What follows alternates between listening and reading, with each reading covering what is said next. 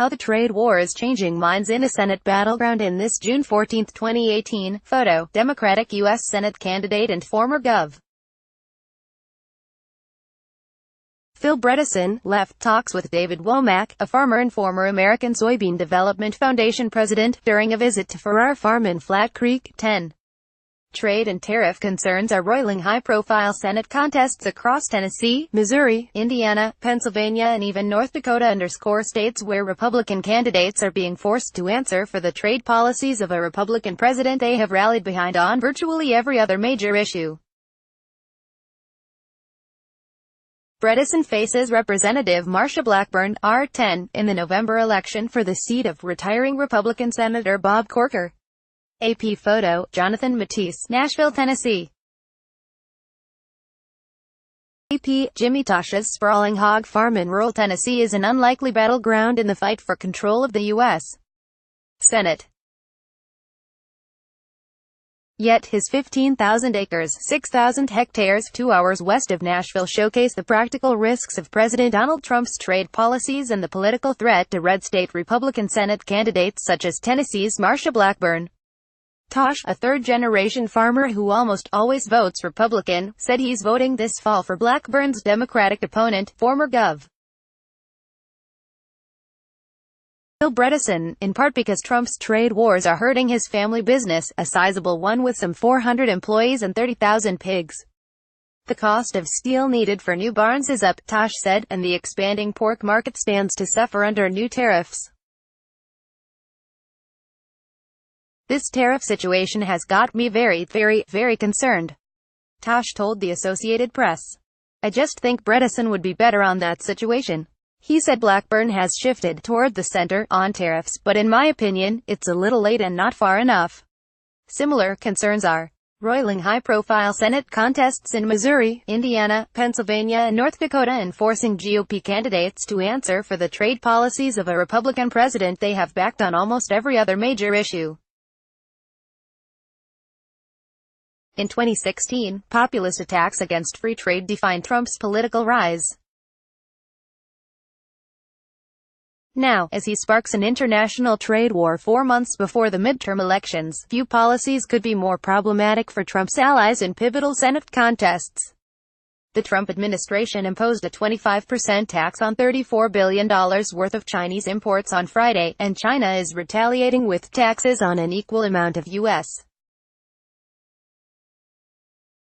products, including soybeans, electric cars and pork. The administration has penalized steel and aluminum imports from allies such as Canada and Mexico, leading to retaliation against American-made products such as blue jeans, motorcycles and whiskey. The tension has reshaped the race to replace retiring Sen. Bob Corker, R10. Blackburn, an 8-term congresswoman, has been one of the president's biggest boosters for the past 2 years, yet with the business community up in arms, she's dramatically softened her support for Trump's trade policies, at least. We fully appreciate that some of these countries have had a trade war against us for years, certainly China would be in that list, and it's time that somebody really stands up, Blackburn told AP. But with that said, it does cause us tremendous concern, just grave concern. Still, Blackburn opposed a proposal by Corker that would have given Congress new authority to check the president's trade moves. She called Corker's approach a little bit too broad. Instead, Blackburn helped write a letter urging Trump's Commerce Secretary to reconsider broad tariffs so as to avoid harm to Tennessee's economy. An estimated $1.4 billion in Tennessee exports are threatened by Trump's trade moves, according to the U.S. Chamber of Commerce, a longtime Republican ally. Those exports are linked to more than 850,000 jobs in the state related to farming, steel, baked goods, car manufacturing, whiskey and more. Nationwide, the U.S. Chamber reported that $75 billion in U.S. exports will soon be subject to retaliatory tariffs. Many of the hardest-hit states are those that backed Trump and feature top-tier Senate races in November. Indiana, where Republican Senate candidate Mike Braun is trying to defeat Democratic Senator Joe Donnelly, has more than 812,000 jobs tied to global trade, the chamber found. April, Braun said concerns about the tariffs were being over-dramatized. Missouri Sen. Claire McCaskill, a Democrat, has pounded her Republican opponent, Josh Hawley, for backing Trump's trade decisions. Hawley, whose state has more than 826,000 jobs tied to global trade, says the president is right to shake up trade deals and should have time to negotiate. And in North Dakota, Democratic Sen. Heidi Heitkamp has seized on Republican challenger Kevin Cramer's description of the tariff fallout as hysteria. Cramer blames China for the trade dispute that could affect as many as 111,000 jobs. But back in Tennessee, Blackburn has been backed into a corner by the state's business leaders. Tennessee whiskey maker Jack Daniel's, for example, sends roughly 60% of its business out of the country. Jack Daniel's parent company was forced to increase prices across Europe as a result of tariffs imposed by the European Union in response to Trump's tariffs on U.S.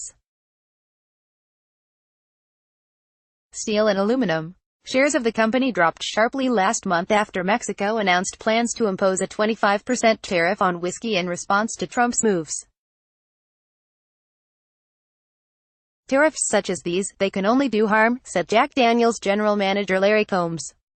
Another major Tennessee employer, home appliance maker Electrolux, continues to delay a $250 million expansion in Tennessee, given the uncertainty of U.S. trade policy, said company spokeswoman Eloise Hale. These tariffs are directly increasing our costs, she said. The Democrat in the Senate race, former Governor Bredesen, has seized on the issue. Even in a state Trump won by 26 points, he's betting he can use Blackburn's loyalty to the president against her because of the tariff-related fallout. She clearly is very loath to do anything contrary to what the Trump playbook is. Bredesen said, "The way I've read her expression is, we elected Trump president. I'm here to make sure he gets his agenda passed." Bredesen continued, "What I would like to do is say, look, I'm there to be with the president on stuff that makes sense for Tennessee, to be against him on stuff that is not, and that's true whether it's AD or our president." Blackburn is eager to change the subject. She's quick to highlight her support for the GOP's tax cuts. And with a sudden Supreme Court vacancy that gives the GOP an opportunity to cement a conservative majority for a generation, she's emphasizing the importance of having a Republican Senate majority to approve Trump's judicial appointments. But back at the hog farm, Tosh is worried about the family business. The pork producers in the country are probably being impacted more so than any element of the economy right now, he said. We're probably going to scale back some plans that we had, at least put them on hold, ____. Peoples reported from New York. Copyright 2018 The Associated Press. All rights reserved. This material may not be published, broadcast, written or redistributed.